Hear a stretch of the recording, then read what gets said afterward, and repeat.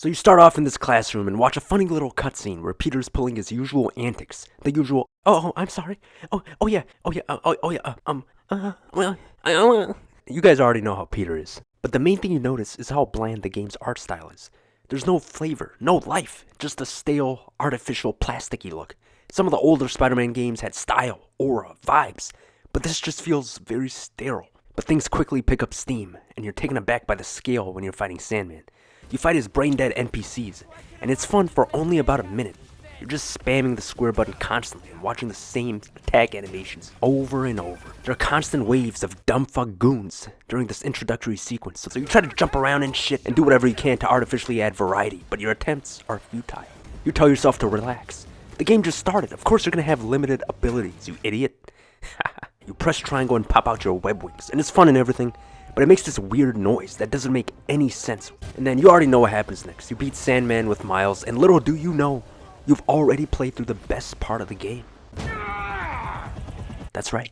After that, you do some chores with the SNM app or some shit with some guy named Genki. Soon after, you meet Harry, and he looks like he took a little kid's face and put it on a grown man's body. You sit through this cutscene with vanilla dialogue. The way the characters speak feels so unnatural. The best way I can describe it is that it feels like they speak in such a filtered way. None of these people feel real. You go on a little bike with Harry and reminisce about the high school days. They make you play as Peter when he's a kid. And it always sucks ass whenever you have to play as a kid version of the main character in a game. Or even worse, when you need to play as lame-ass side characters. But we'll get to that later. You're introduced to the one-dimensional villain called Kraven, who only has 2 brain cells to rub together. He just says shit like, I hunt, I strong, I kill a spider, I best hunter, I fuck. He's just a dumbass. And if he existed in real life, I'd kick his ass. And every character in this game just sucks ass. Miles feels so one-dimensional and boring, especially when compared to the Spider-Verse movies where he was such a fleshed out and interesting character. But here he just feels like a flat ass. Actually, no, not even a flat ass. A concave ass. And that goes for everybody in this game. You roam around in the open world. The swinging feels fantastic. It's the best part of the game by far. It's much faster than it was in the previous game, and you can unlock all these cool moves and everything to get around with more finesse. The illusion of a living, breathing city completely falls apart when you go to the streets and interact with the dumbass NPCs. I would have preferred for them to come up with a reason as to why there are no civilian NPCs roaming around the streets, like the Arkham series did, rather than just fill it with a bunch of brain-dead bots that cheapen the game. At this point, you've unlocked a few ugly-ass suits. Most of them are garbage, to be honest, but there are a select few that don't make you look like the goofiest of motherfuckers.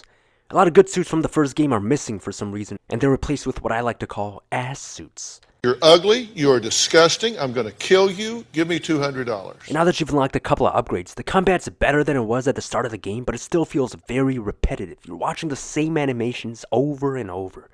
There just isn't much variety here, and the gadgets require no thought to use. Anyway, you keep playing and find out Harry has Venom powers, and he finds out your secret identity. So he wears this whack-ass suit that looks like dog shit, and you team up to fight goons together.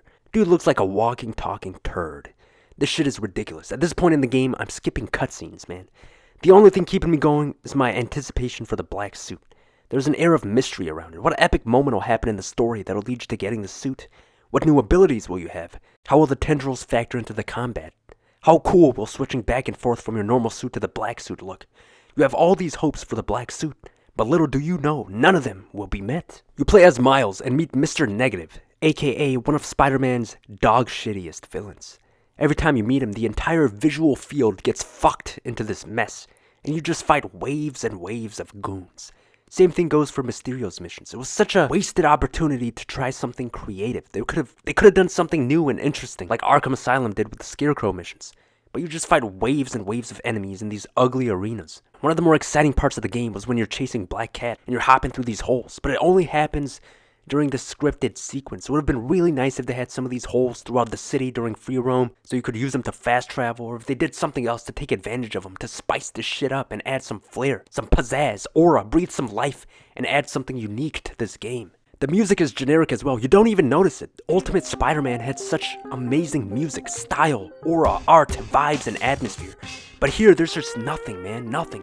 It's dry, it's concave.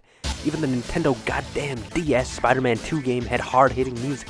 You continue playing through the story, and they make you play as Mary Jane again, which was absolutely unbelievable. That was one of the worst parts about the first game. I can't even think to try to attempt to comprehend why they thought it would be a good idea to make you play as her again. I was speedrunning through these sections. I do not want to do a play as Mary Jane. I want to do a play as Spider-Man. So you finally get the black suit via non-epic means. There's so much missed potential here that it hurts to think about what could have been. The best thing I can say about this suit is that it looks cool. That's it. The suit doesn't change any of your base attacks. You can't use the tendrils unless you use one of your 4 special moves that need to recharge. Those special moves, or whatever you want to call them, are the only new combat feature the black suit offers aside from rage mode. This was a huge letdown. Tendrils should have been factored into your base attacks. And you can't even switch between your regular suit and black suit seamlessly during gameplay. You gotta go into the menu and change it. This was absolutely unfucking believable. This feature was a no-brainer, a negative brainer, and would have looked so slick. So at this point, the only reason you keep playing the game is because you want to see what Venom's gonna be like. But he doesn't turn up until the final few hours of the game. So he shows up and it's nice and everything. You know, he's designed very thick and meatily. You just want to bite into his ass and chew him like this. They let you play as him during this mission, which is nice, but you're just button mashing like a monkey. There's no strategy or thought needed. You fight and kill Kraven while playing as Venom, but you just don't care. You don't give a shit, since Kraven has the depth of a shallow pond. Anyway, you keep playing and get pinned down by a stupid-ass fridge while Venom turns MJ into this abomination, and you gotta fight each goddamn boss 3 or 4 times before you actually defeat him. And then Venom says he's gonna heal the world, but his dumbass's idea is to heal the world by fucking it, which makes absolutely no sense, man. It's just bullshit. It's all bullshit. At this point, the city is fucked with Venom's goo, and it's up to you to unfuck it. So you end up getting the so-called anti-Venom suit. But I don't know how you end up getting it because I skipped the cutscene. Miles also turns up with this whack-ass suit looking like toothpaste. And both of you dumbasses shit on this rooftop and then go to fight more goons. It's absolutely unacceptable. Later, you beat Venom, and that's that. But it is what it is. They shouldn't have even made the Miles Morales game. They should have just put all their attention and resources into this game, because this really could have been 10 times better. This game just feels so uninspired, so concave.